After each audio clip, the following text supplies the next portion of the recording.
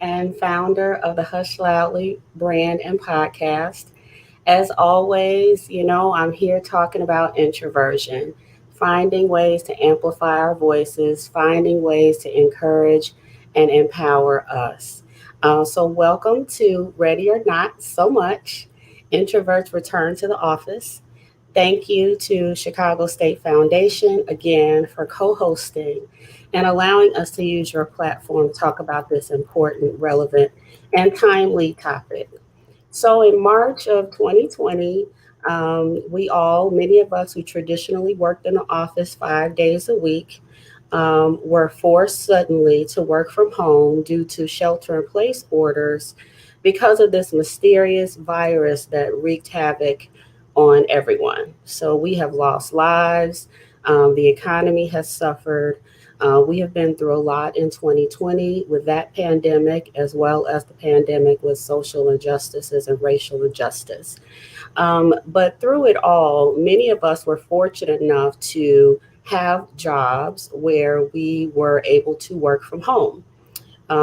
We were still getting our paychecks and our benefits, and it was quite an adjustment for many of us, especially those who had families and kids who were now in school from home. We had our spouses who were also working from home. And then for single people like me, it was fabulous. But for many of us introverts, I think that we found that there was a lot of enjoyment in working from home. And so now, 15 months later, we are being asked to come back into the office. Many employers are quite eager to get us back in the office, and there's some anxiety, there's some fears, not only about the virus, but just some questions about if we were as productive or more productive working from home, why do we need to return to the office? People's priorities are different. We've all adjusted to this new normal. And so I'd like to talk tonight about that. There's something that's called the Great Resignation. I'm reading about this happening now where people, their priorities have changed, their values have changed. They no longer want to work in the same way. And so they are resigning. There's no mention of personality type, but I'll bet it's a mix of introverts and extroverts. But that's why we're here today. So if you're anxious about returning to the office for any reason, whether it be your discomfort with COVID or just because you prefer to work in your own home where you control your stimulation, your lighting, your contact with people, your sounds, your noise, we're here to talk about that. And we welcome your questions in the chat and we'll try to get to as many as possible. So first, I'd like to introduce our fabulous panel. I'd like to start with Christina Steed. She is an Executive Vice President of Client Relations with Flowers Communications Group, an integrated marketing communications agency headquartered in Chicago. She is primarily responsible for business development, client relations, and external marketing for the agency. Christina has been featured in PR Week, PR News, PR Newswire, and Rolling Out. She's also a podcaster with her podcast First Over 40. And also, she is currently serving as vice chair on the board of Chicago State University Foundation. Our next panelist is Cynthia Pong. She is an award-winning career strategist, speaker, and author of Don't Stay in Your Lane, the Career Change Guide for Women of Color. Cynthia is an NYU-trained lawyer turned career coach. She's on a mission to get women of color the money, power, and respect that they deserve. The creator of the Embrace Change Leadership Accelerator, she has been featured in NPR, HuffPost, CNBC, and more, and is a LinkedIn top voice for job search and career. Next is Darius Hillman, who I call Pretty Boy. Darius is Executive Director of the Chicago State Foundation and has lead accountability for advancing the interests and welfare of Chicago State University through partnership development, stewardship of university assets, and identification and solicitation of financial support from individuals, corporations, and foundations. A graduate of the University of Michigan, Darius is the Essence best-selling author of the novels Five Dimes and Divalicious and the anthology Mad Love. Our next panelist is Keni Dominguez, a workplace culture strategist and career coach for Black women and other women of color introverts. With over 10 years of leadership experience in people operations, HR, project management, and she is a certified mediator. She attended University of California, Hastings College of the Law in San Francisco, concentrating on work law and social justice. Keni was cited in multiple press pieces, including HuffPost, Apartment Therapy, Washington Post, Rolling Out, and the Hush Loudly podcast. Our next panelist is Melanie Silas. She's new to our group. Melanie is a public services professional with more than 10 years of experience across the nonprofit, higher education, and government sectors. Currently, Melanie is the Vice President of Membership and Development at Chicago United, a newly created role for the organization. In her spare time, Melanie enjoys running, baking, and volunteering with her sorority, Delta Sigma Theta Sorority Incorporated. And finally, Michael Segovia. Michael is a senior consultant at the Myers-Briggs Company. He holds a master's degree in clinical psychology with a specialization in assessment, administration, and interpretation. Michael provides certification and applications workshops on the MBTI, FIRO-B, CPI 260, and strong interest inventory instruments. He has extensive experience working with clients in various industries around the world. So, welcome, panelists. I'd like to start with Michael. Michael is teaching me to stop saying introverts and extroverts, and that it's not just as defined as that, and that it's really about a preference. So I'd like for Michael to share his expertise and define introversion, define our personality type. And he'll also be instrumental throughout this. Well, he'll be able to add research and just his knowledge and expertise. So, Michael, can you define introversion for us? Sure, Jeri. Thanks. It's really good to see you again. And hello, everybody. Thanks for having me on today. It is a really good place for us to start with what is introversion, what is extroversion. These words, extroversion, introversion, they get a lot of play on social media and in so many places. And in many cases, these words are defined incorrectly. And as a result, we misunderstand what they're all about. On the Myers-Briggs type indicator, extroversion and introversion are defined in terms of how do we like or prefer to direct and receive energy. So it's about energy. People who prefer extroversion, they tend to act before thinking. They tend to prefer to take action quickly. They talk things through. They tend to be more expressive when interacting. They gain energy from that interaction, and they have a breadth of interests. Whereas people who prefer introversion, they tend to think before acting. So right away, you're hearing a difference here. They prefer to spend time in reflection. They think things through. They're more contained when interacting. They gain energy from concentration, and they tend to have more of a depth of interests. I'm hoping you're noticing that extroversion and introversion are not necessarily about sociability or even social confidence. We're not talking about how shy you are. I know people who prefer people who prefer introversion who are not shy in the least. In fact, I just met Darius right before we started, and shy would not be a word I would use to describe you, Darius. So there's an example right off the bat. Also, I'm hoping everybody is noticing that I'm talking about, as Jeri just mentioned, having a preference for extroversion or introversion and not being an extrovert or an introvert. When we think about having a preference, it recognizes that we all use both sides and that we need to use both sides to be effective and productive people in work and in life. We just typically prefer one side over the other.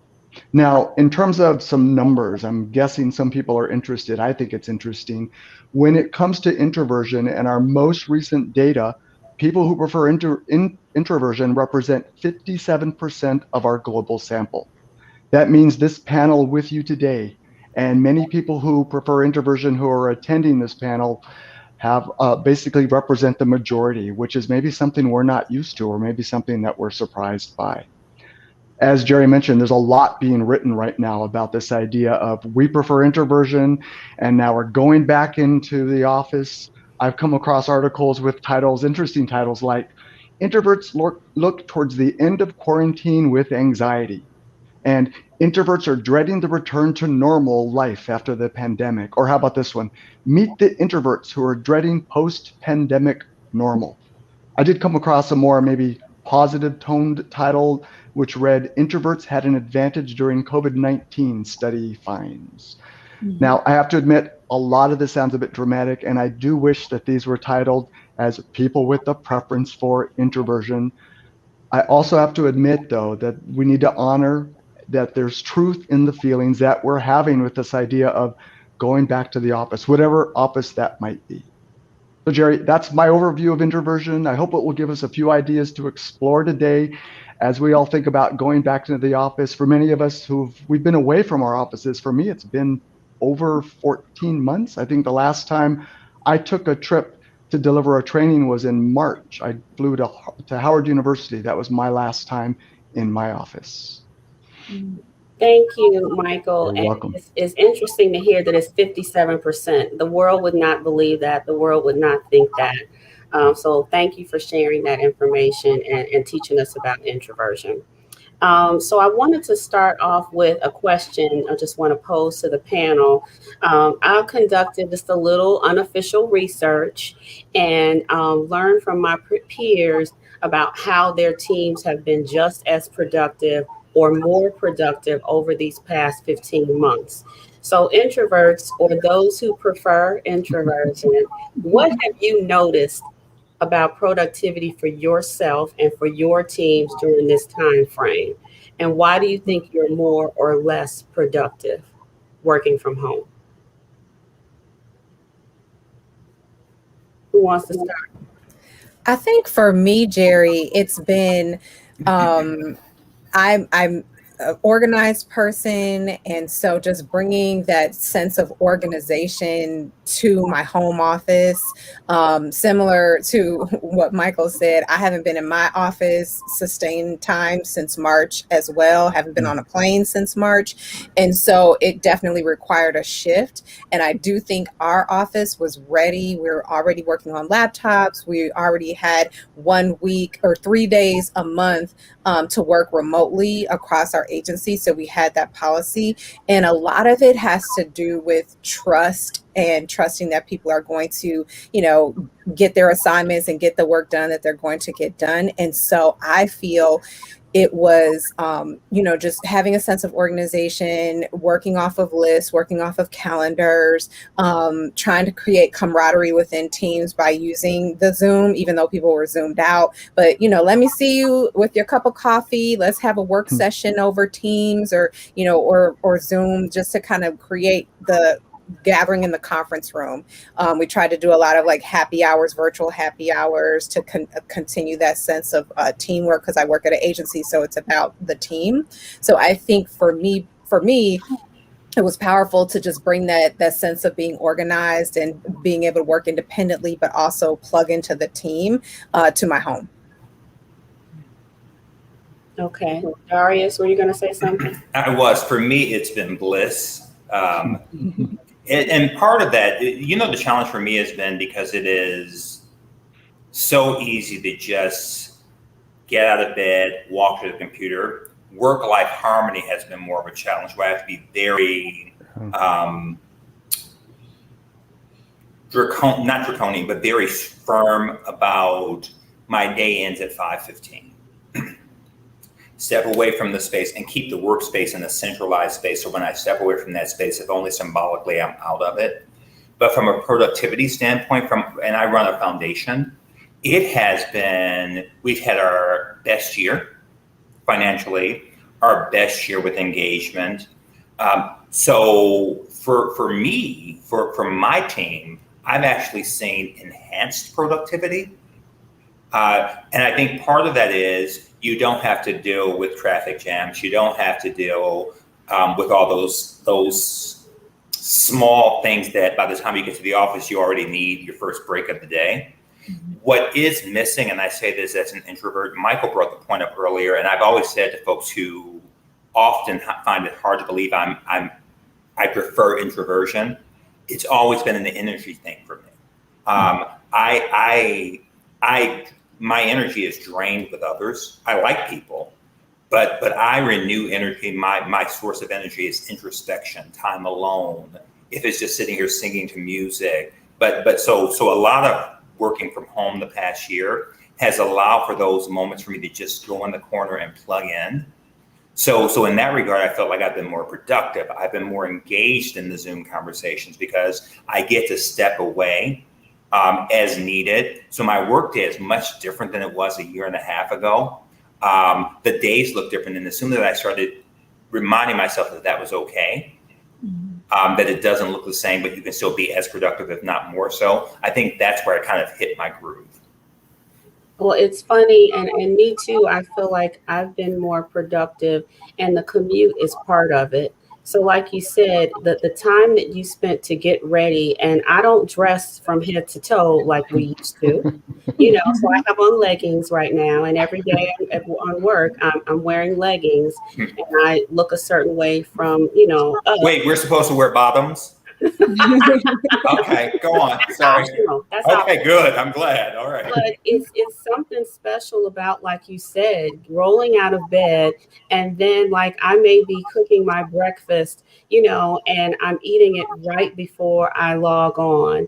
And the way my day is structured, I love how I can even run to the grocery store or run to the post office during my lunch hour. And I just am definitely much more productive because at work, people always come into my office and talk to me. I love that people love me and I love them, but it's constant distractions. And there are all of these things that take you away from producing. So I've been more productive as well at home. So it's interesting. Did anybody else? I think we're the only ones who are in the office. I think everyone else works for themselves. Melanie, what about you? Sure. So for me, it was really hard at first because I felt like we were having more meetings that could have been an email. So, just that interaction of having to force to talk about everything was really hard. But once that evened out, I actually had more challenges at home. About 6 months before COVID hit, I moved in with my boyfriend after living alone for 10 years. And he travels for work. So when he was traveling, it was great because I could still get that break. But once we were together every day, I think that he thought he could talk to me all day during the weekday. He would set his computer up at the table with me and I would be like, could you not talk to me between 9 and 5? I think you're great.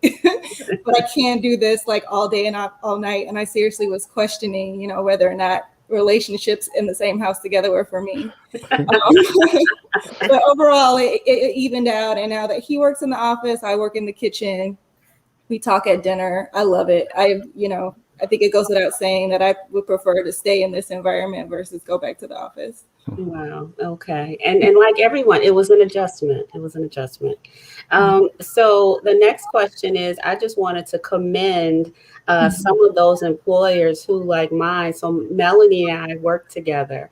Our employer is allowing for a slow transition back into the office. And so right now it's 1 day a week and you pick the day, which I think is very generous. And then it'll be reassessed in the fall. And the reason for that is obviously there's still those COVID concerns, but it's, I think, a very thoughtful way to return to the traditional work environment. So for those who are working in corporations, and we're usually there 5 days a week, Christina, Darius, what are your organizations saying and doing right now about returning? So for us, our CEO and HR and executive leadership team, we're still evaluating what that looks like. We are probably going to do a hybrid model where it's like part in the office, part at home. I don't know if we'll ever go to like the full on everybody in the office at the same time. But yeah, and that's not even happening until probably the fall of this year. And again, it's a decision made based on where are the COVID rates, what are the infection rates. And I'm sure it will be, something around, having everyone be vaccinated and making sure everyone's safe with all the special protocol, masks, hand sanitizer, hand washing, everything. So, but, in terms of even making the decision, I think we should kind of investigate or pick at the history of the 40-hour work week. and where that comes from, why we need a 40-hour work week, why we need a Monday through Friday. Like, let's pick at the history of that. And, I just want to acknowledge, being a Black woman, being very blessed to even be in a position to work from home, to have the type of job that allows me to be creative and use my mind and work from home, because a good majority of Black women were the frontline workers who were out here doing that work during the pandemic and did not even have that as a choice. So I just want to acknowledge that and just say, I think that we need to really rethink how we work. And Jeri, to your point, the ability to be able to take a break to go to the grocery store, but then yet and still get the assignment done. You would, you're a committed worker. So you're going, if it needs to take till 7 p.m. for you to get it done, but you may start your day at 10, you may start your day at 12. Like, I feel like there needs to be a bit more flexibility. And I think those are some of the key learnings coming out of this pandemic, that people can work in different ways. I agree. And I have a unique situation. The foundation, Chicago State Foundation, is a standalone 501c3, and I'm the executive director. So the university is opening with mask requirements that for non-vaccinated folks, but really fully reopening next month, July, the top of July. The foundation, however, in consultation with my board, I report to the board for the foundation, we will not even begin the conversation of bringing staff back until after Labor Day. And I'm fairly confident that even then, it is going to be for perpetuity, a hybrid model. Because prior to the pandemic, I had been for years almost carefully insisting on it. I've never done 5 days. I've not done 5 days for some years now. Wow. And part of that was the same as an introvert. I work harder. I'm very clear. And once I've earned the trust of my employer, I sat in the meeting once where a boss said, I expect to see you all, at your desk, blah, blah, blah. Darius, I'm not talking to you. So seriously, because it just, I will pay the price for that freedom, because I need to just have that personal time. Now that I find myself, this kid from the east side of Detroit, in a position where I can help to shift that change for an organization as its executive director, I'm leaning into it. So even before the pandemic, I would work from home at least 1 day a week, because it was just time to focus and really pop out grants and really meditate and really kind of, when you got the big writing job, you just need to be free. So for me at the foundation, this is going to become a way of life. My deputy director and I are having conversations now. What does that look like once we get back in Labor Day? Because one of the things I do think is missing, and I'm watching it with the employees, team members who have joined us during the pandemic, there is a connective tissue that I have with my deputy director, because I remember he right next to my office, standing there, I see him, there's energy. So we have a bond that is deep and it's rich. So there is a value to that in person. And we've been able to, use that equity during the transition, during the time away. But for newer employees, I really do empathize, because there is something about the building culture. There is something about seeing, this is what, when you pop your head into Darius's office, if he looks this way, he's not having a good day. Or if he, or just being able to come in and go, can I drop an idea by you? Whereas now in this virtual environment, everything is almost by appointment. Yeah. So I know that we will never go to a fully remote. There is a connective tissue that can only be created, I think, with seeing each other, with me walking by Kevin and he goes, hey, how you doing? So I know that, but we won't have that conversation until post Labor Day. Okay. Thank you for advocating for that, both Darrious and Christina, because we do need to question this 5-day, 40-hour work week, when I think most companies, nobody's working on Friday. You're in the office, but you're not really doing anything. And you're looking at the clock. So it's like, there should be some discussion about having some flexibility. I appreciate you advocating in that way. So I'm hearing about a particular employer and different employers who are going back to the traditional 40-hour work week in the office beginning next week. There are a couple people I know who are very unhappy about this, and they have their concerns about COVID, the commute, and they really believe it is about a lack of trust or a form of control, and that leadership feels they need to see people, see bodies, not trusting that they've been productive, which they have been. And so I wanted to know, what do you think about this drastic push from 0 to 4 to 5 days? I mean, we're talking about this great resignation. I wonder if we're going to be seeing more of this over the next few months. What do you think about this drastic push from 0 to 5 days? I think, from my perspective, I do a lot of consulting with different organizations, and I've been hearing a lot of the same concerns from the beginning of the pandemic, which is like, I would talk to a lot of leaders and they would have questions about, well, how will I know if they're doing their work, or how will I know what they're working on? And it's like, well, how do you know what they're doing or what they're working on when they're in the office? Are you sitting right there next to them watching them do the work? Right. And so I think there's a lot of issues and concerns that are unwarranted around productivity and whether or not people are going to become lazy or they're less efficient, or if somehow the quality of their work has gone down. And I think a lot of that fear is unfounded and there's no real data that supports it. I was looking at a study that Stanford had conducted with over 16,000 workers that showed that productivity went up 77% and that morale went up. People were able to essentially design their life with remote work. And I think there's another piece of this conversation, and Christina touched on this, which was also not just the idea of remote work, but what will the future of work look like, and also flexible work arrangements. So what are the hours that people are working? Are we condensing schedules? Do we need to work 5 days a week? I think some employers are starting to become a little bit more comfortable with the idea. I've seen some organizations reaching out to their people to hear more and learn more and just gather feedback about what their transition process is going to look like, to understand more about the fears their employees have around like COVID or safety concerns that they may have, or issues around, I've been working for 15 months a particular way, and now all of a sudden you want me to go back to doing what we did before. But now I found something that works for me, and it's not that easy for me to just, reset the clock, if you will, to just come back into the office like 100%. Some organizations, I think, are also trying to move too fast with it. Like going from I'm 100% remote to, okay, July 1st, you're back in the office.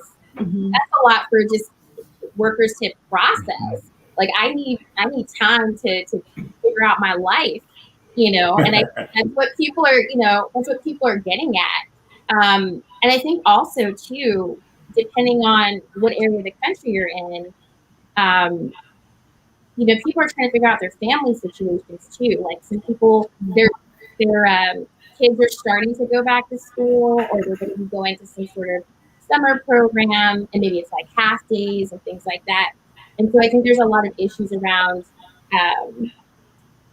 from the employee side of trying to figure out, how do I get this to work for me to go back into the office? But on the employer side, I think that they need to take some time, take a step back, and take a look at the data and really get some feedback directly from their team members and their managers to see, like, are some of these fears have been founded? Like, did people's productivity go up during the pandemic? Mm-hmm. Looking at what were their accomplishments. And also, I think that a key piece is the infrastructure part.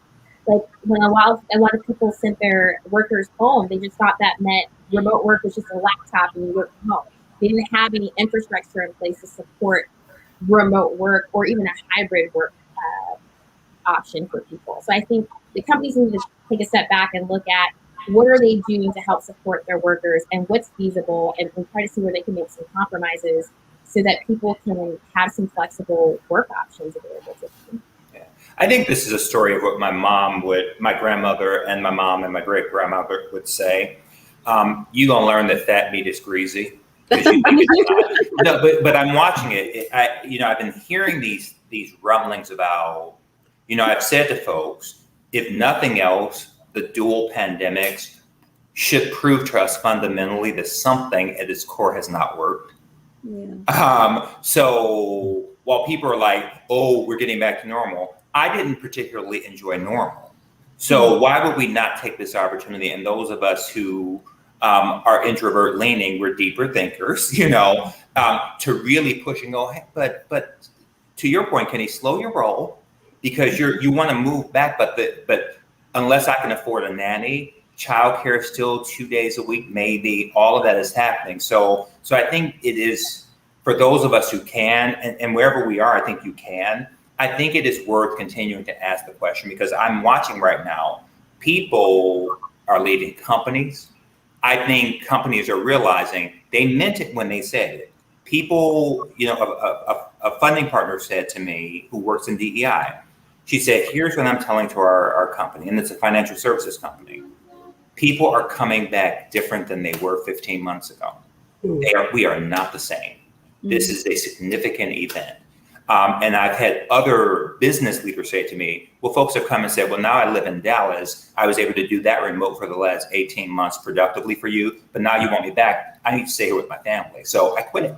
So I think, I hope it doesn't come to this, but I think corporate America businesses are going to learn the hard way if they overplay the hand on getting back to some semblance of normal too quickly. I think when you have had a significant, in this case, 2 significant, once in a lifetime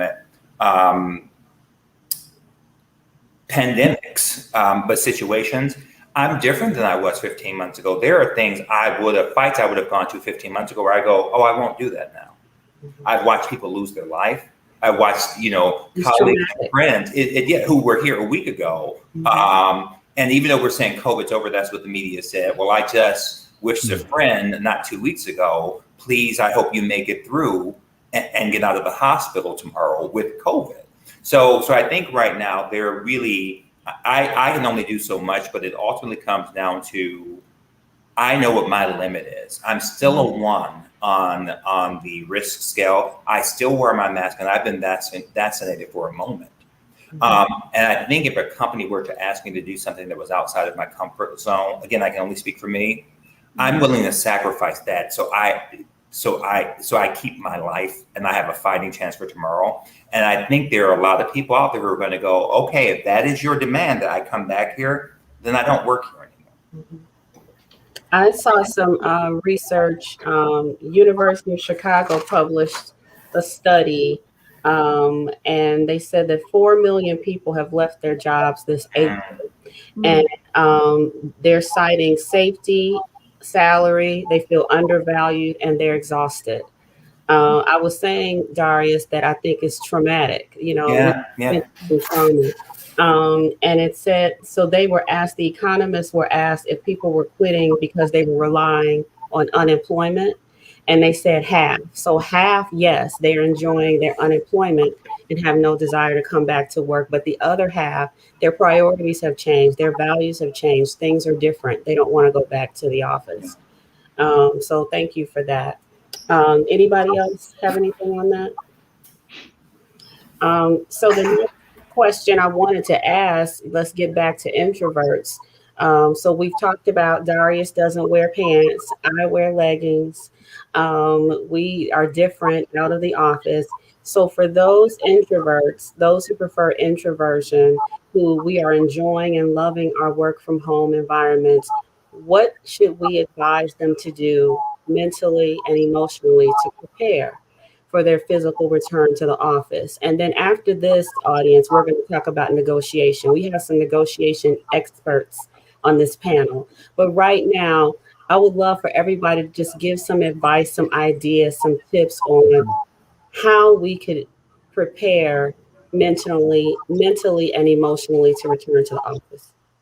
If I could start, I think first and foremost, we need to honor our preference for introversion and not apologize for it. And I think sometimes that's what we do. I've been at events where somebody isn't speaking and their partner will say, oh, I'm sorry for it. It's all right. The person's probably just in this place of reflection. So some things we can do would be perhaps just modify your workday if you can. See if you can come in earlier. where there maybe aren't as many people around, and leave earlier. Now, of course, it's not always possible, but maybe you can. Ask if you can work from home for a couple of days at least. So it's not 5 days, 40 hours. I agree. Why do we have to do this 40-hour thing? So can I come in on Tuesday and Thursday instead of Monday, Tuesday, Wednesday, Thursday, Friday? I think a big one is once we're back in the office, people are going to expect a lot of meetings. Try not to have those back-to-back meetings. Say no. Ask yourself, do I really need to be at that meeting? I can tell you, there's been times I wonder, why am I at this meeting? I don't know if I necessarily need to be here.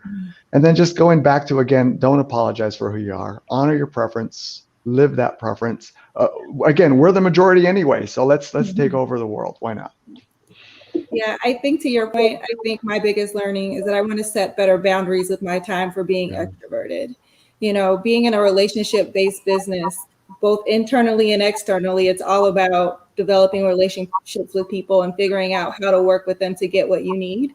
And so because of that, I find myself in a lot of conversations that I don't necessarily want to be in, but I have to in order to reach a goal. But if I set better boundaries for myself, then I can get my work done and meet some of those needs in a way that isn't so draining. And I would also share, if you're fortunate enough to have your own space in the office, whether it's, you're in cube land, or hopefully they've spaced the cubes right, or you have your own office, like bring some elements from home to your space to help create it. So in my office, I have always had different lamps to do dimensional lighting in my office, so I don't have the fluorescent lights beaming down on me because it's an energy sucker. I have plants or flowers, just to help uplift me and keep me going. I have my little snacks, my tea, my water. So, all the creature comforts of home, just bringing them into the office to create a level of comfort in your body and to tap into the, what helps you to feel comfortable and ease some of that anxiety when you go back to the office. Yeah, I think in addition to what Melanie was saying about the boundaries, which I think is huge, and also a little bit what Michael was saying, is think about how you can leverage this strategically to help you in your career. So there are some things that happen more organically and that can benefit you when we are all in the same shared workspace. Darius talks about that a little bit. Like, you're more likely to get opportunities to build relationships so that people are more likely to like you, help you out, advocate for you, speak your name in rooms where you aren't. So think about how you can use that, because if your workplace has a hybrid model and you do choose to do the remote option, that's great, like no judgment, but be aware that you might have to do a little bit more to remain top of mind for people who are decision makers and power players in your organization. Otherwise, you might find that you keep getting passed over for certain opportunities. And if you're a person of color too, like that applies like triple. Yeah. So that's one thing to be aware of. And then the other thing is, like, how could it be beneficial to you? Like, yeah, the pandemic new normal wasn't all that great either. The normal before that was also not great. So like, I've talked to people who their bodies are suffering because of Zoom life, because we are, the productivity has gone up, and it's not necessarily a great thing. Like, 40-hour work week was supposed to be a ceiling, not a floor on what we do. So maybe it's okay if we are less productive. If we're in the workplace, you can put more time into building social capital with people in your office, and also like maybe just it'll improve your physical health. So, it's a complicated issue. And I do like to complicate things. So love it. But you know what, Cynthia, to your point, and Michael, I think we're all coming at it from different angles, but they're all interrelated. And we've talked about this, I think, even when we got together prior to the pandemic or just at the start. It really is authenticity and a bit of fearlessness, and not seeing, like, right now, and more people are learning and realizing it every day, this is the best time to be working with an introvert. Like, this is like this past year, like just kind of the deep thinking, the thinking it through, the not knee-jerk reaction. So I think for me, going back into the space is really taking this as an opportunity, because once again, we've had two major traumas on top of so many others, but two that we've all shared. We've not been in the same boat, but we've all been in the same storm. So this is the opportunity, if ever there been one, to walk in and go, today I tell you who I really am. Or because people are looking for it. 14 months ago, this was okay. I've had 14 months of changes. I know you have as well. Here's how I'm going to be as I'm getting settled back in. I am friends with folks on this line. So Christina knows this. I am a 1. So if you want to have lunch with me or dinner with me or drinks with me, if it's not outdoors, it's not happening. And I'm not apologetic, and I say it like I mean it. And the few times I've been, to Michael's point, a little kind of explaining, I'll have a friend like Christina goes, you don't need to explain, stop it. So I think really walking in and not doing it, keeping it internalized until you're angry, because then it comes out ugly. But really from the moment you walk in, hey, good morning, here's how I like my coffee, here's how I like to receive energy. I'm still wearing a mask. And that's that. And that's what we're going to do. And having a conversation with bosses, because somebody said to me, they're not necessarily doing mandates because nobody wants to be seen as horrible. They're doing peer pressure. So because they do not believe that many of us will walk in and go, hi there, I'm going to make you say no to this. I would like to work 3 days from home, as proven by the past year I've been incredibly productive. All they can say is no. But if you don't ask the question and stand your ground, we're just going to be drained and exhausted and frustrated. I keep saying to people, I'm going to make you say no until you say yes. But you're not going to make me play games against myself after 2 pandemics. I'm literally going to come in and say, hey, to continue to be productive for you in this business relationship, because that's what ultimately it is, here are the things I'd like you to consider. And I think we should be able to do that because we've been through 2 pandemics that's changed everything. And Darius, that peer pressure is real. I had an eye appointment a couple of months back, and my optometrist walked in and he said, "Oh, I understand you're vaccinated. I am too. Do you mind if I take off my mask?" Oh no, he said, "I'm going to take off my mask." And I said, "Well, actually, I'd rather you kept your mask on." And the look I got from him was but I had to stand up for that's what I'm comfortable with, which is hard to do sometimes. Yeah, no, that's a good point. Yeah, I've had it with drivers. I've had it with repair folks coming into my home. And someone, like, they will make the decision for me. You're vaccinated. I'm literally this morning with the repair store, I'm like, but not in this house. I've probably been vaccinated longer than you have, but we're going to keep our masks on. But to your point, Michael, say it like you mean it. And what I've also come to in these past 15 months, I'm going to stop taking on other people's challenges. It is not my job to feel your annoyance by me wanting to protect my life or me making choices for my grown 53-year-old self. But it's hard. But to Michael's point, because I've done it. I've done it with drivers, Uber drivers, people coming into my own home, making decisions for us. The more you do it, though, the easier it becomes. So that's all I can say. We know better. We got to do better.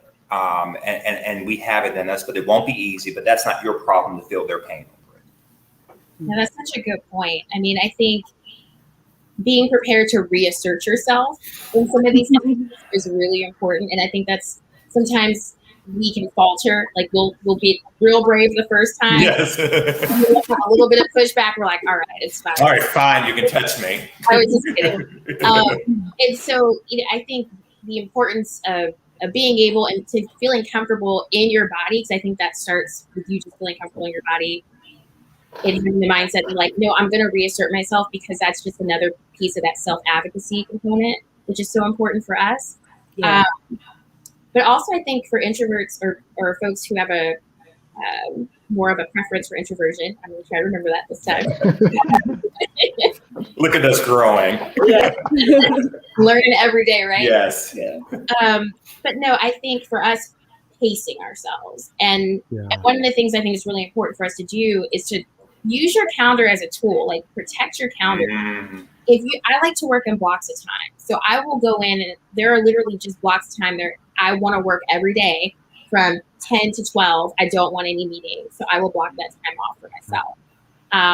And even, I would say also making sure that you're putting some buffer in between meetings so that you're not just getting hit with back-to-back meetings.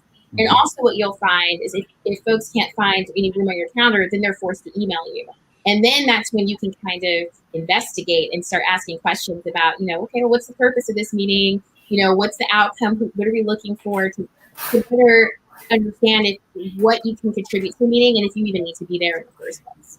Yeah. And I think also it's good. This is, as always, to have not just mentors and thought partners, but sponsors. You've all met him. My deputy director continues to manage my calendar and will continue to do it because he gets me, and he's one of my staunchest advocates.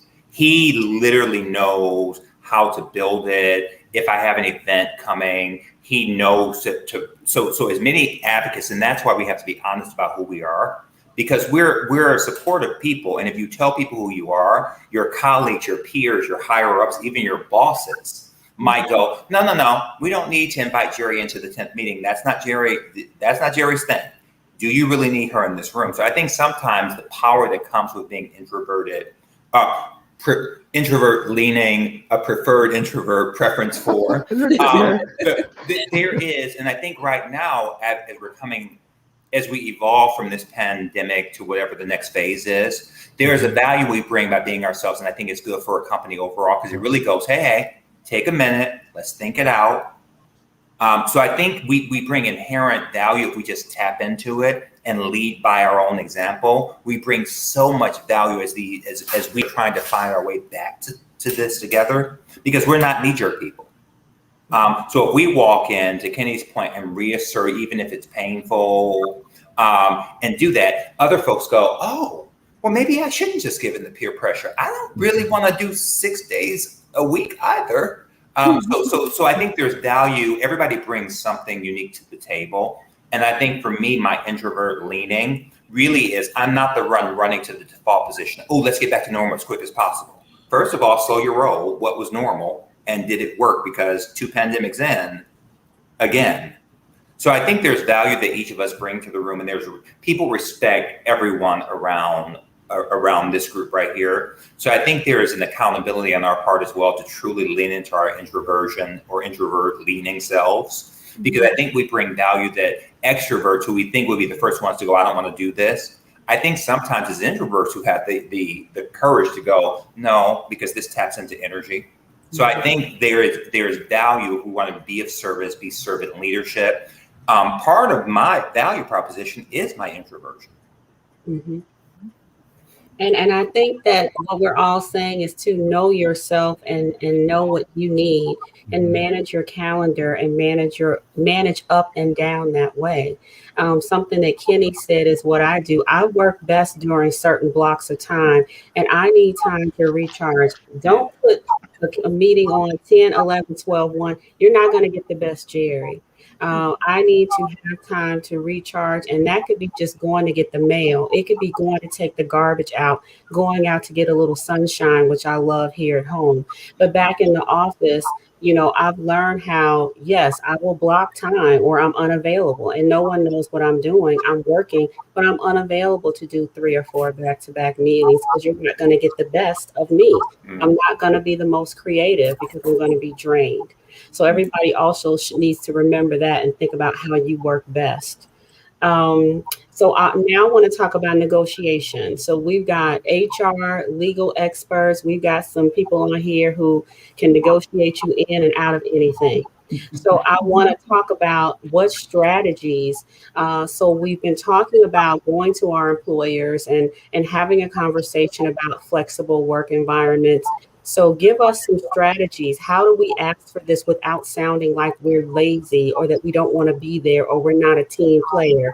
How do we do this to negotiate a work from home schedule? And I'd love to hear from Cynthia, Keni, Christina, the PR doctor, the spin doctor, and anybody else on any ideas for this. Mm-hmm. So Darius actually did a great example of this not long ago, but basically you want to get whoever you're talking to into a problem solving mode with you. So it doesn't have to be an antagonistic. You're not like preparing for a battle. It's not going to end well.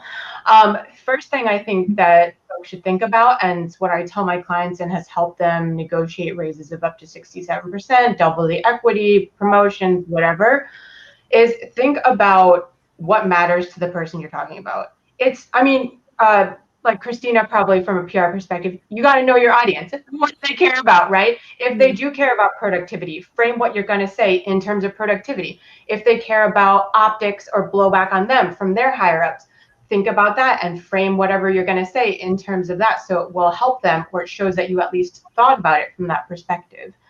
So that's something that, just as a baseline, I recommend people think about strategically. And then, like, when you are saying what it is, like, you can put things very neutrally. Like, okay, let's say you've got too many meetings on your calendar for tomorrow. You'd be like, okay, well, you know, Jeri, I can do 2 of these meetings. So, like, what can we do about the other 3? You know, like, very neutral, not antagonistic or anything. It's not blamey of anyone. There's like no judgment there. It's just asking a question. And so the technique I did there was to frame it in terms of what. Like, what can we do? You can also say, like, I don't know what I need to do in order to X, Y, Z. You can also use a how statement or a question. So, like, how can we solve this problem? Like, how can we make sure this the work moves forward, and also I'm able to do my best work? You know, basically doing that is key, and it's what I tell my clients to do, to think about negotiation in a problem-solving, generative way, not like a fight. No, that's great advice, Cynthia. I think also too, it's really important before going into your negotiation is it starts in here. It starts in your mind. So we kind of have to leave on the table this idea that just because we're asking for what we need, that we're self-advocating, that somehow, you know, by asking for what we need, that makes us less, or maybe we might be perceived as lazy or not as committed or disengaged from our work. And I know why a lot of us have this idea in our head because of different types of work culture and experiences, but we have to get that out of our head and throw it out of the window, first and foremost. But I think when you're negotiating for things like flexible work arrangements or remote work, you need to go into that negotiation prepared. So you need to have some options that you've come up with to present.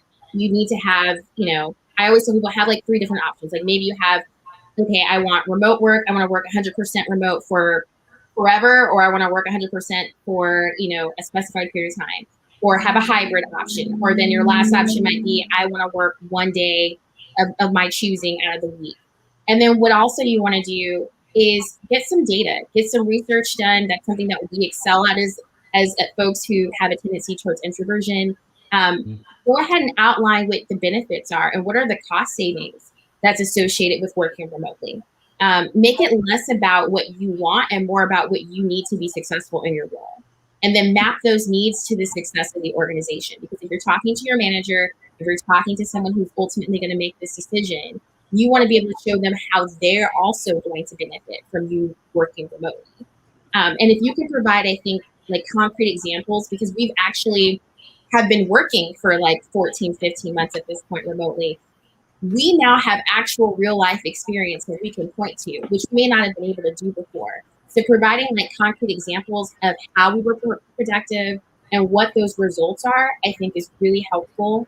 If you're going to have this conversation, as tempting as it might be to do it, you know, through email or IM, don't email or IM this. You're negotiating, so you need to do it in person, or you need to at least get on Zoom and have something scheduled with your manager to talk about this so that they understand that this is like a formal request. And then also be prepared to discuss things like, how are you going to manage relationships? How are you going to stay connected to your team while you're working remote, especially if you have team members that are going to be in the office and maybe you might be the only one that's out of the office, or maybe there's just a few of you. So be prepared to talk about that. Scheduling like a one-on-one with your manager once a week, you know, proposing that as an idea so that they can stay in touch with what you're doing, how you're working, coming in maybe for like all hands meetings and things like that, so that you can still have that team connectedness that they may be missing or that you would actually benefit from as well. And then after you've done all that, put it in writing. Like, don't just go and talk about it. Make a proposal with those things I've just outlined, and then recap the conversation that you've had with your manager. And if they say no, or if it stalls, I would definitely encourage you to try again, maybe a couple of months later. And if that doesn't work and you find that remote work is something that's really important to you and important to the success in your career, then continue looking for a job, but just look for a remote one. Yeah.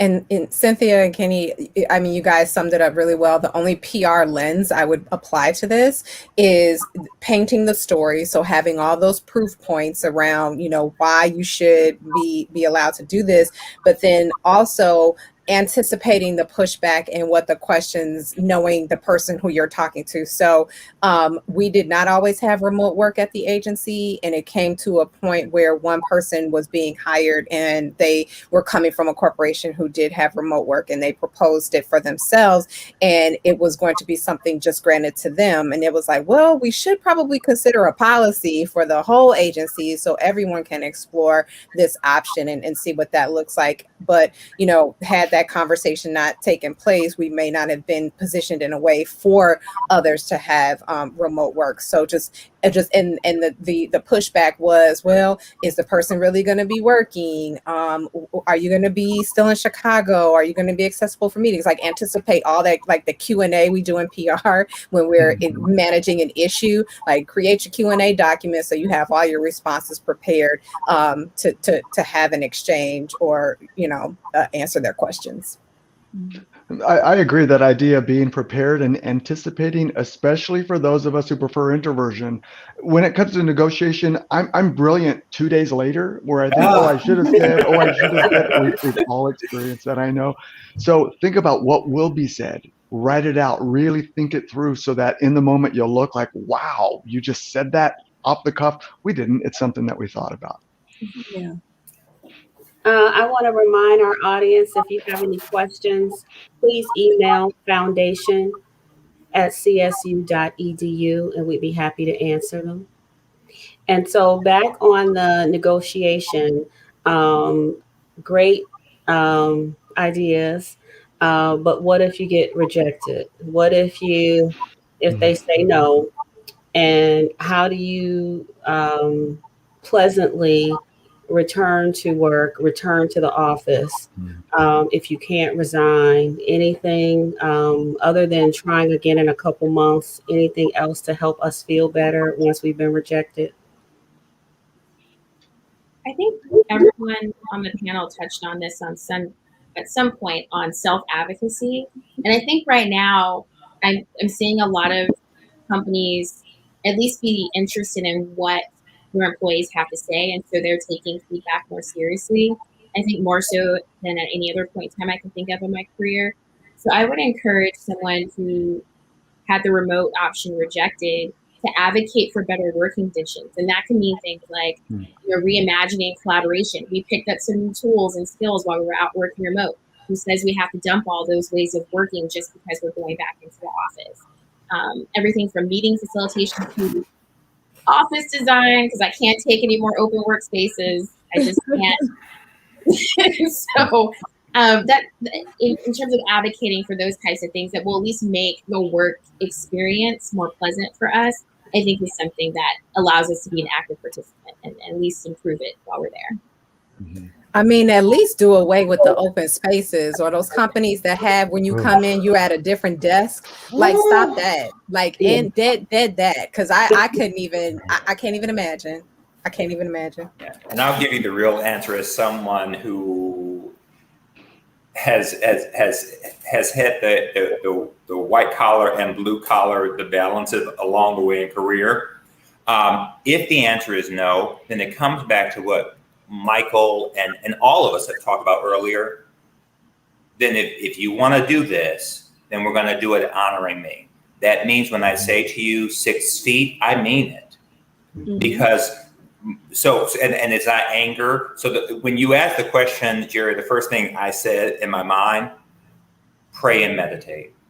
That was the first, and I was like, that's not a joke. That really is, because what just happened here was that you put yourself out, you talk about something that is fundamentally important. It is traumatic, and they said to you, no. I don't know about you all, but I have not done enough emotional intelligence work where I don't take that as an affront. especially as I'm still watching people lose their lives over this.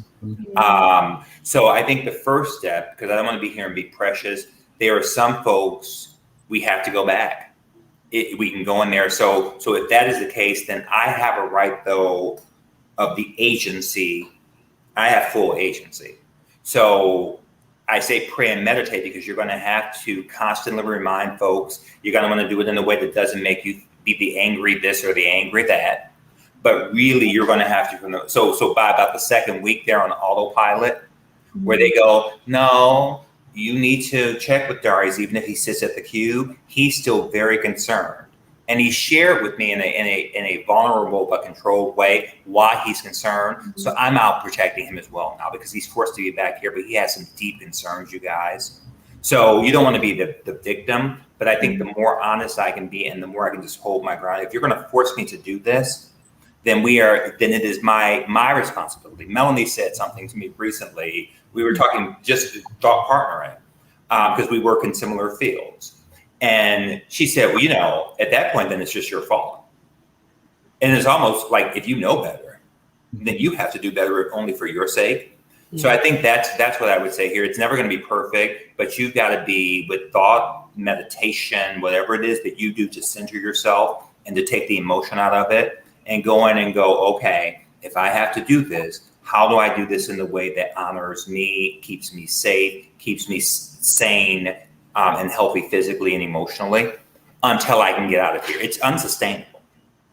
But you got to go to work tomorrow because the check is due. So I would say for me, that would be the advice I'd give. And then, but constantly look to get out of that situation. It's not sustainable. Yeah. I'd also add to that. I know, because we prefer introversion, we tend to spend so much time reflecting on things. And as a result, we can sometimes, I know I can, make them worse than they are. So one thing we might want to do is, if you have an EAP program, an employee assistance program at your organization, book an appointment with a counselor to really talk out your issues instead of staying in our heads. I know if I stay in my head too long, it's the worst thing ever. Sometimes it is, but often it isn't. And so talking to someone is, I think, a good thing we can do to flex those of us who prefer introversion. And it's funny, as you were talking, I'm looking at Keni's face, and Keni, you are having a reaction. I want to hear you. No. I was thinking, because I think Michael touched on a really good point. I don't know how successful someone might be at doing this, but I think it's also important to remember, because we are still in the middle of a pandemic and people went through a lot and are going through or have gone through a lot of trauma, and people are experiencing heightened levels of anxiety.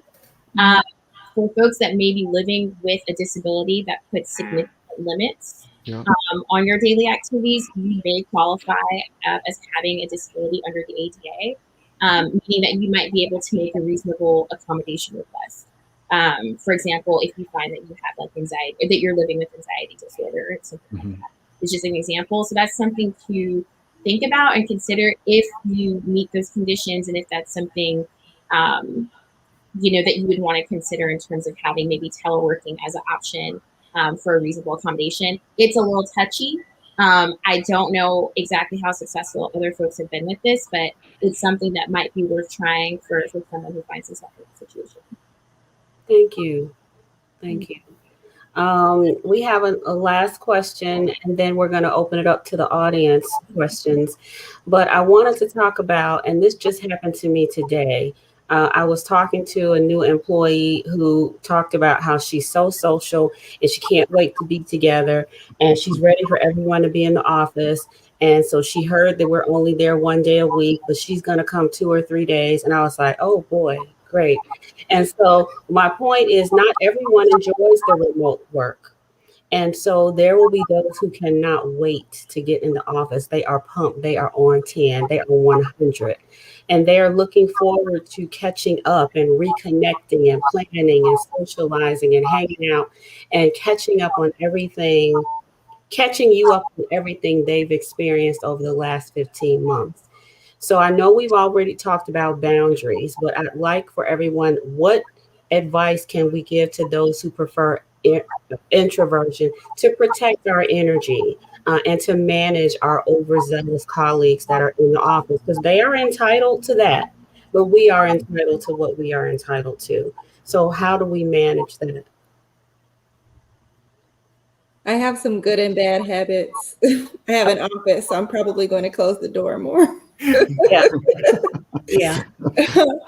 But some good habits is to schedule times to be extroverted. You know, maybe I'll do lunch more socially instead of bringing, I'll go by, or, you know, try to make some time to connect with people that I know like to talk and chit chat a little bit more than I do during the workday. But if I can schedule it, you know, then I can mentally prepare for it and it won't be, you know, as draining. I think this is related to the boundaries, but yeah, if you have a routine that you can sort of adopt, that would help. What I think Darius and others have said about training people how to best work with you, because it'll be easier for other people to realize, oh, like Melanie does this at this time, and then after that, Melanie does this, and then, you know, like it'll help them understand how to work with you. And so, yeah, we do have to be a little bit patient and recognize that not everybody has our preferences, and that's okay. But I would give some thought to, is there a routine you can craft for yourself that both maximizes how you like to work, makes it most pleasant for you, also like helps you do the best work, and then has some concessions so that you can still connect with people? Because yeah, that could benefit you too. You know, there's no better time for people to learn about differences in others. So I'll just invite people to take the Myers-Briggs and have team building sessions where we get to see, oh, you prefer extroversion, I prefer introversion. This is what you need. This is what I need. Let's then work on a balance so we each honor what each other needs. Why not? And so, Michael, I've taken 3 or 4 Myers-Briggs. Everyone has not. Many are familiar. Tell us about Myers-Briggs and what you're talking about, the team and building and all of that you do. Sure. Yeah. So the Myers-Briggs type indicator is the assessment that helps us understand our preferences, not skills or abilities, just what are our preferences around how we direct our energy. That's extroversion and introversion. How we take in information, the kind of information we trust. That's sensing and intuition. How we make our decisions, how we prefer to make our decisions. That's thinking and feeling. And then how do we organize our external world? That's judging and perceiving. And from that, you get a 4-letter type that represents some ways of who you are. Certainly not every way, but some ways in terms of what energizes you and what doesn't. And it can really help you see, my preferences, for example, are INFP, and my partner's preferences are ISFJ. So we both prefer introversion. However, we take in information in a very different way, to the point that when I use my intuition, which is about big picture possibilities, I can see his eyes glazing over and he's wondering, what are you talking about? He needs specifics and details, and he needs them in order. And when I jump all over the place, it really annoys him. So just understanding those differences can really help us understand how to honor each other's preferences so much more than maybe we naturally would. It's interesting that you say that, because it was when I did my first Myers-Briggs and subsequent, I believe I'm an INTJ. And even doing that makes you think about those letters really do interact differently, and it starts to give you more. So we find, even where I am now, even with our student scholars, we're talking about doing these sorts of assessments. So they're empowered with that now, because there really is a way that folks with those other letters like to receive information. So I want to be cognizant of how they receive it. You know, I'm very anal. I'm very, you can't be all over the place with me. I need to be able to follow the ball. But knowing that there's nothing wrong with Michael or anyone else who's that way, that's a person that those are types of people. Then you don't see it as so much of a burden as that's different. How do we work together? So I've always, I think I took the Myers-Briggs in my late 20s for the first time, and it hit me then. I wish they had done this much earlier, because it empowers you with information. Yeah. I feel the same way. I took my first one at a company in my 20s, and it was life-changing for me. It's empowering in many ways. And I was like, what? And to find out that what I thought was weird or different and only me is many people just like me. And then I just felt more, like you said, empowered because I relied on my strengths. And maybe, Michael, if we have time, I'd love for you to just go down the list of what our strengths are and maybe some of our challenges. I could go all day. I could definitely, yeah, for sure. Okay. And one important point I want to bring up very briefly is if we bring in an assessment like the Myers-Briggs, it should always be an invitation. It should never be a requirement. Nobody in any setting should ever be required to take this assessment. It should be part of something I want to do instead. So I think at the end, maybe in our last 5 minutes, we'd like Michael to just shower us with all of the attributes, all that good stuff that we need to hear, because it's so empowering, and so many who prefer introversion are not really understanding at the depth that they need to, and valuing themselves in the way that they should. So we want you to do that at the end. So Michael's going to tell us how pretty we are? Yes. Okay, wonderful. Love that part. Yes. And so I want to get to our first audience question from Stephanie. She said, in the office, there are so many pop-ins. How do you center yourself and steady nerves when people demand an immediate answer? I know for me, in a meeting or when I'm demanded to give an answer right away, I easily say, I need time to process. I want to give you the best answer that I can. You need to really think about this, so let me process. And people will leave you alone. They respect that. And in terms of pop-ins, people popping in my office, fortunately, I have an office. So like Melanie said, you can close the door. You can be unavailable. You can crack the door and you're into something else at the moment. So those are my responses for Stephanie. You know, someone else who I worked with on this line, so I won't name names because Melanie wouldn't like me to do that. But Melanie used to, I believe, before she moved to offices, there was a queue, and she put up a note on deadline. Shoot me an email and I'll circle back to you. Brilliant. But and I actually started doing the same thing even with my office door, because people don't feel so insulted. They go, oh, I get it. Yeah. You know? But yeah, Melanie used to do that, and it was brilliant. And I literally will watch and go, you've made an invisible wall with a door that people are honoring. It's talent. I think the classic pop-in is somebody sends an email and 2 minutes later they walk in your office and ask, did you get my email? Oh my God. What do you think? I've learned to say, I got the email. Let me think about it. And how about if I get back to you later today at 2? Now, a bad habit I used to have was I would get back to the person at 5 when I knew they've left the building and I'd leave them a message. I don't do that anymore. We call that using our type as an excuse. And we want to make sure we also honor people who prefer extroversion, need more face-to-face time from us. Also, too, if you have like Slack or Teams, a lot of times there's a little visual indicator on there. Even if you're in the office, so you can put yourself on Do Not Disturb. Yeah. Not that everybody's going to respect it, but people do tend to, they see that Do Not Disturb on, they may think twice about walking over to your desk to have a conversation and do a pop-in. Great. What tips or tricks do you have for making in-person meetings more engaging and productive for my staff members who prefer introversion? Thank you for being thoughtful, whoever asked that question. I love that you're trying to be more inclusive.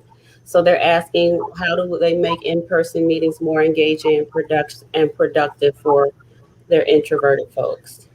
I have a recommendation. Start with a real agenda. Yeah. That's been curated, Yeah. and maybe have one of those agenda items be actual action items. Mm-hmm. So us introverts walk in and we look at that and we go, is there a shot that my hour here won't be wasted? And the best way to say it might not be is with action items. Yeah. Yeah. You just got a feeling again. I did. And send the agenda ahead of time. Don't in the meeting. Send it to me the day before. I can look at it, write some notes down, and let's say Christina says something I want to say. I cross it off because I don't necessarily need to repeat it. But if it hasn't been said, I've had the time to think about it, and you're going to get my best stuff.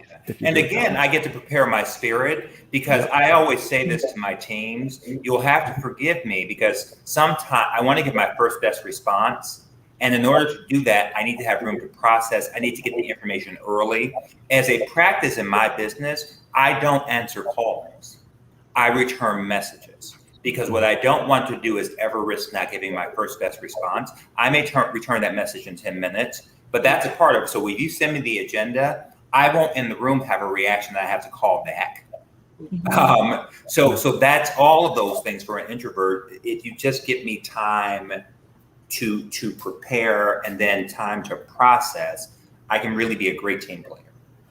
And for me, being in the creative space, we do a lot of brainstorm conversations and brainstorm meetings.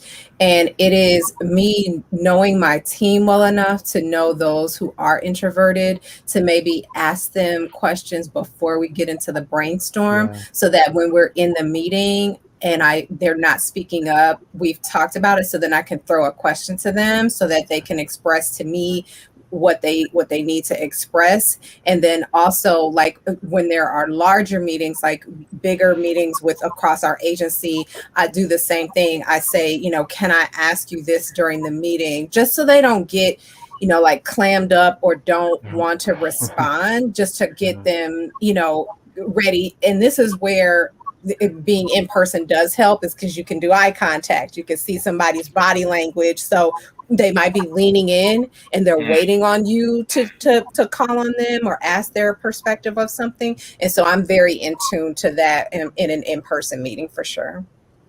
I don't know if this is specific to people who prefer introversion or not. It might simply be running a good meeting. But in addition to the agenda, please make sure it's timed. Like, on it, and then please try to keep it moving and stick to it. That part right there. Oh my God. When a meeting ends early, I'm so grateful. I love everybody in the room. I love everyone. And if you have something that you need their feedback on, send it to them the day before, so they're actually prepared to give you feedback during the meeting. Yeah. Stop making meetings performative. Yes. Introverts see right through it. Yeah. And we do. And I don't know, I can only speak for me. I do not respond well. You know that meme? There's a meme of Viola Davis with the beautiful bob, where she gets up with her purse because it was a meeting that should never have happened and she's disgusted. That's me. So. Susan Cain has a great line in her TED Talk. People think that the person who says the most knows the most, and it's not true. It's just you just haven't given us that time to reflect on it, and we can tell you how much we know if you give us that time. Yeah, and it's interesting also in meetings. There are people who love to talk just to hear themselves talk, and so they will overpower and take over the meeting. But it doesn't mean that your introverted person doesn't have anything to say or doesn't know the answer. They're just not going to fight with that. That's not important with them. So if you want to talk, I'm going to let you talk. And then usually what works for me is one-on-ones. I think that we really power through and do well in one-on-ones. But I think you've gotten some great advice for your team from this panel. Another question is, I'm worried about the Great Resignation from a managerial perspective. I prefer introversion and find myself drained by difficult or contentious conversations, but I want to best support my team and my direct reports. How should I approach these conversations? With that level of honesty, I'd love to work for that manager that you're even asking them. I think, look, we may not come up to a perfect answer, but if I have a manager who would say that to me, look, I know this is a difficult time. Let's talk this through. There may not be a perfect answer, but the fact that I appreciate that question. And we managers, it happens to me as an employee. I'm feeling shifts as people are applying. Where are people? There's movement happening. Who's a runner? Who's about to leave? I think the best thing you can do is just the way you frame that question right there, is that honesty with your team. I will go into battle for a boss who may not have all the right answers, but at least will show me that leadership enough to go, what am I missing? How do we get through this together? Cynthia said it earlier. Even that as a manager, now it's a part of your negotiation. It's a part of your, how do we make this work? What do we need? I can't give you this, but we can do this. So I think that like just that question right there, that concern, that is a manager who I would want to work for that manager. I wonder too if there's another preference at play. So, it could be some extroversion, introversion. I wonder if there's some thinking and feeling involved as well, because Darius, you prefer thinking, and people with that preference tend to maybe they like maybe a bit more contention. They like more challenge versus people who prefer feeling. I do. We tend to take it really personal. It's really difficult for us. And so it might be, oh no, I have to go back into that setting and people are going to attack me. They're likely not, but that's how it can feel for those of us who prefer feeling. Yeah. And if you feel that, there's nothing anyone, I have been told, the thinker in me, I've been told I'm a catastrophizer. I'm a catastrophizer in recovery. I've said this before. Yeah. My brain, what I can do in here, the scenarios I can create. And so sometimes even that thinking is just as dangerous as feeling. I have created scenarios, Michael, where I have been attacked. They have taken me out to the big field, and all the other employees have watched. And it's just, and then I get there the next day, and my boss goes, "Oh no, we're good. I understood your point." And I'm like, I spent a weekend wasting my time worrying about this crap. And that's some of your intuition, by the way, with thinking, when people who prefer thinking might rush to judgment too soon. And that's what could be coming up for you there. Yeah. I mean, and take a breath. Take a moment to breathe in deep. That helps to bring down that anxiety and that heightened emotion around having difficult conversations, and just coming down from it and just step away from it. Do that thinking, do that, cuss out the pillow, like whatever you need to do. And then, come back to having the conversation. That is something that I have had to work through with my direct reports in terms of, they're complaining about their workload. They're complaining about this. They're complaining about that. And I'm just like, yeah, me too, G, but we're all in this together, and, it will be all right. And so just really using the strategies that you use to kind of settle yourself and calm yourself and self-soothe to then, be able to be prepared for those conversations. Mm-hmm. Okay. And so Kevin is telling me we only have a little bit of time left. So I'd love for Michael to tell us a little bit about us, give us a couple minutes, and then we'll close out. Wow. So we're looking at introversion. Of course, I'd love to go further and hear each of your 4-letter types if you know them, because all of us, while we identify as having a preference for introversion, all of us also have an extroverted side. And that's really why we're not extroverts or introverts. So Darius shared he likely has preferences for INTJ. So while he introverts his intuition, he extroverts his thinking. And by the way, I'm using introvert and extrovert there as a verb because I don't believe in it as a noun. In terms of what those of us who prefer introversion bring to the table, and this has come up during our panel today, we spend time reflecting. So what you get from us is more of a final answer, which is it's an invaluable gift if you give us that time to reflect. Now, we can talk off the cuff. However, we might do that. And as I said earlier, tomorrow we're going to think, oh, I should have said this instead. And there's where you're going to get my best stuff. I've been lucky. I work at the Myers-Briggs company. I've been at the Myers-Briggs company I'll be going on 33 years this coming May, a company that values and appreciates differences. And I remember having a boss who had the exact opposite preferences of mine, who knew how to flex to what I needed. So he knew. He called me one day and said, I have important news I want to share with you. I'm going to share it. Feel free to respond now. However, tomorrow I'm going to set up an appointment where we can talk for another 2 hours. And I remember even thinking, I have enough info. This is enough. He said, no, I'm still going to schedule that time. And so the next day we had that time, and that's where all my great stuff comes up. So my hope for all of us, not just our panel, all of us who prefer introversion, ask for that time, because that's when people will truly get the power of what we can offer if we get that time to reflect, to process. Also, one final thing I would recommend, don't let our preferences limit us. So we prefer introversion. Guess what? There are times we need to flex into that extroverted side to be productive, real people in the world. We talk about our preferences as living in our favorite room. My favorite room is INFP. There are 16 types though. Consider living in, or at least visiting all those other rooms to really fulfill and develop the people that I think we're meant to be. Hopefully that's enough. Again, I can go on and on. I don't want to overstep my time though. Okay, I think we have to. I think this is the end. I'm not saying anything else from Kevin, but I'm looking at the time. That is all that we have for this evening. Those who prefer introversion, stay strong, my brothers and sisters. You can do anything. Don't let anyone tell you that you can't.